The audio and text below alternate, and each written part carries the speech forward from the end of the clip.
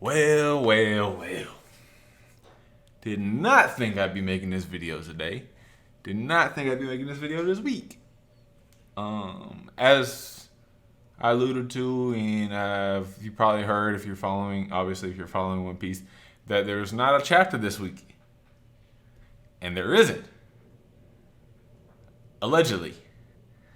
So, this is what they call Golden Week. So, a chapter doesn't usually drop from Shonen Jump, period. So, none of the other, series that are coming out in Shonen Jump's weekly manga did not come out this week. However, with it being One Piece and as popular as it is, people always get spoilers early. So the chapter has already been made by Oda and submitted and whatnot, but it will not get dropped by Shonen Jump until next weekend.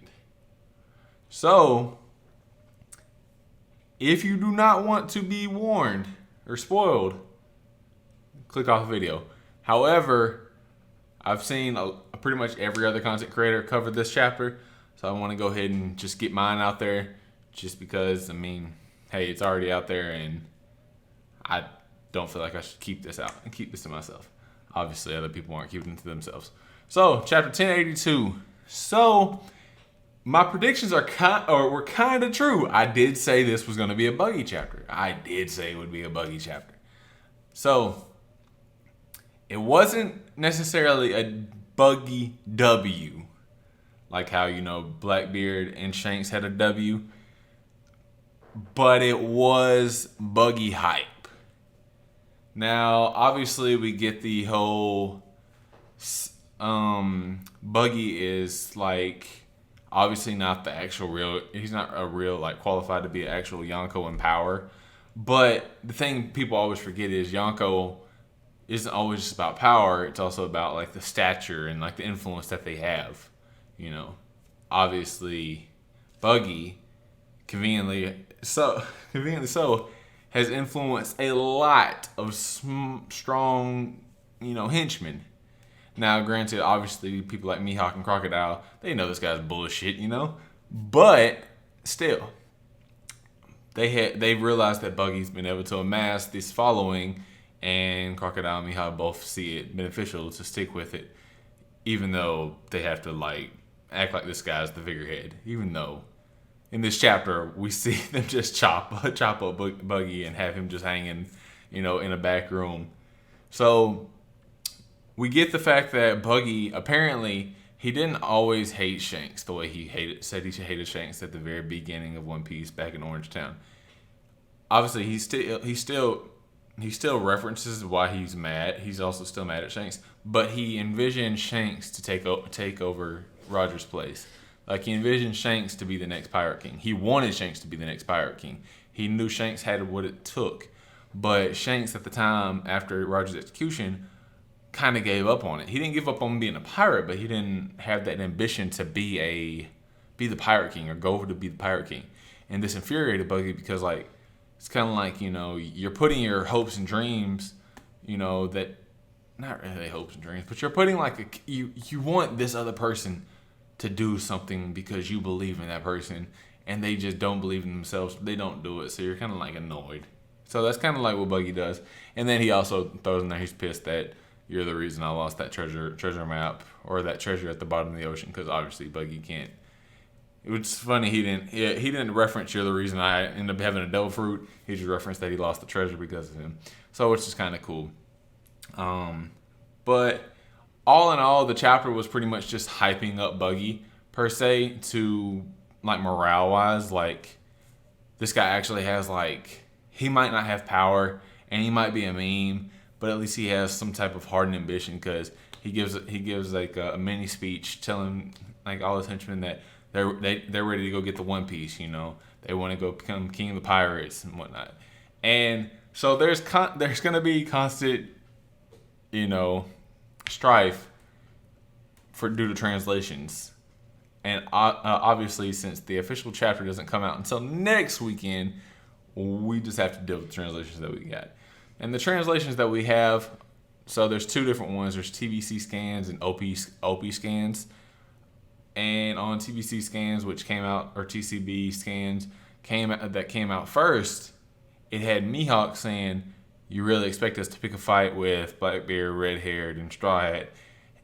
Whereas the One Piece scans kind of said it differently to where it's not as like. Basically, the first iteration of the scans made it seem like Mihawk was kind of like nervous to go up against those people, whereas in the second one, it's kind of just like, you really want to fight them? Like, just kind of like just asking, like, you do realize we got to go fight them, right?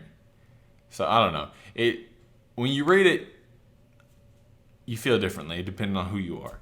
When I first read it, the first TCB scans, I was like, okay, I see where people are going to take this, but I don't think Mihawk is taking it this way because obviously that doesn't make sense unless, we've had it wrong this whole time. But Mihawk is definitely top tier, so I don't think he would be scared to pick a fight with any of those people, especially since he's clashed with Shanks plenty of times. So I don't think him referencing red hair, you really expect him to pick a fight with red hair and mean it like in a nervous way. That doesn't make sense. So we have to look forward to that in the One Piece community in debating that stuff. And regardless, I mean, it's Mihawk, Mihawk, Shanks, slander, stuff like that is just like the Zoro and Sanji stuff is just not going anywhere. So the other part of this chapter we get a little bit background on like where Garp is, or not. We don't get the background on where Garp is because we know where Garp is, but the other members of the Marines get to find out that Garp went to get Kobe back, and they act shocked about this, of course. And the other big reveal that we pretty much all kind of guessed is Sabo. Sabo is alive. Sabo made it back to the Revolutionaries base, and we get him telling Dragon and Ivankov that he's going to tell him what actually happened at the Reverie, or what actually happened on Mary Joie, not Reverie, what happened on Mary Joie. And I'm pretty sure this is going to just like be covering up the fact of Emu. Now, I don't know if Dragon already knows of Emu, but if not, we're going to get that. Hopefully we get that fucking reveal on panel, because it's going to be very annoying if we don't get that reveal on panel and we just get that shit fucking off-screened. We need to know that information, what happened. But I don't think Oda's going to tease us like that, but he might. He has teased us before on information, stuff like that. So, all in all, the chapter was pretty good. I don't think it was like particularly, wasn't actually a hype chapter as far as like things going on in the world, in my opinion. Obviously, Buggy, making the proclaim that he's going to be the Pirate King, and Cross Guild is getting into the fray. And it's kind of just like, yeah, we kind of expected that. You know what I'm saying? Like, I mean, if you're a Yonko, you kind of, me personally, I just think if you're a Yonko, that you're already going to be vying for the One Piece. Like, you might not be actively searching for it, like how Shanks wasn't actively searching for it, but you still have ambition to be the Pirate King. I don't feel like you get to a Yonko and then you're just like, whatever. Granted, that seems to be what Big Mom and Kaido did, but